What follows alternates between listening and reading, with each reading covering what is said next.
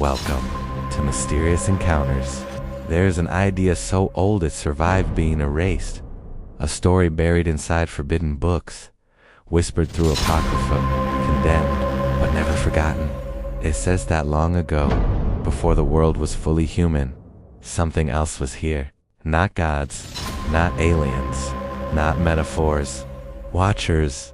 And the strange part is not that they watched us. The strange part is that the story claims they intervened. They didn't just observe, they taught.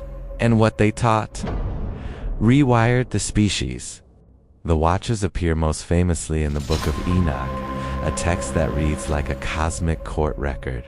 It describes a group of heavenly beings who look down at humanity and decide to descend, not to save us, not to guide us, but because they wanted something. They wanted the human world, human bodies, human experience, and when they came down, they broke a law so severe. The universe itself reacted. The Watchers didn't just bring desire, they brought knowledge. The text describes them teaching humans things that weren't meant for us yet. Metallurgy and weapon making, enchantments and cutting of roots, astronomy and the movement of luminaries, symbols, hidden names and calculation, the art of persuasion, glamour and deception.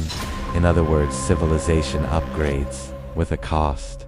Because the myth isn't they gave humans knowledge. The myth is they gave humans knowledge without wisdom, technology without maturity, power without ethics. That's not just an ancient story. That's a blueprint for every collapse we've ever had. Now here's the part that connects to your afternoon episode. The Watcher's story is saturated with numbers, cosmic structure, layered reality. 7 isn't random in this worldview. 7 is the architecture of the heavens.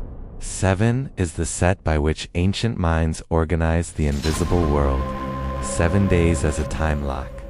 7 heavens as a hierarchy. 7 gates, seals, trumpets as stages in a controlled revelation. If the world is built like a system, 7 is the repeating interface. And if something wanted to guide humanity without being seen, it wouldn't need to control armies. It would just need to control the interface. Your calendar, your rituals, your sense of completion, your meaning. 'Cause once you control the meaning, you control the person. Here's the conspiracy undertone that hits hardest. What if the Watchers were never angels? What if they were simply a name for an intelligence that operates above humanity, not always visible, but always present? An influence that doesn't rule by force, but by teaching humanity how to build systems that enslave itself? Because look at our world.